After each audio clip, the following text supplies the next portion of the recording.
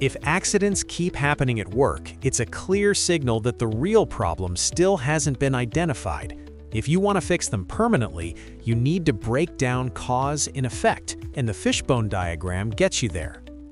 The Fishbone Diagram, also known as the Ishikawa or Cause and Effect Diagram, is a visual tool that helps you dig past surface-level problems and identify root causes quickly. It resembles the shape of a fish skeleton, with the problem, or effect, at the head, and the causes branching off as bones categorized into groups. Let's say a worker suffered a minor eye injury on the job because they weren't wearing their safety goggles while using a grinder. It's easy to just remind everyone to wear their PPE, but to really prevent this from happening again, let's use a fishbone diagram to dig deeper and find out what's really going on. To get to the bottom of our PPE compliance issue, we'll start by writing the problem at the head: PPE non-compliance and misuse. Now, let's look at each possible area that might be contributing to the problem. First, think about the people involved. Are workers actually trained in how and why to use PPE, or do some see it as just an inconvenience? Next, we consider our processes. Are there clear, well-communicated procedures for when and how to wear PPE? Equipment is another big factor. Even if you have the right safety gear, is it always available? And more importantly, is it comfortable and in good shape? We should also look at the work environment.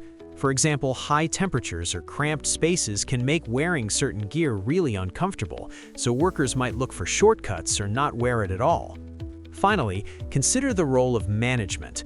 Are policies about PPE consistently enforced, or do people only get reminders after something goes wrong? As you work through the fishbone diagram, patterns begin to emerge. You'll start connecting the dots and uncovering the root causes that truly drive the problem.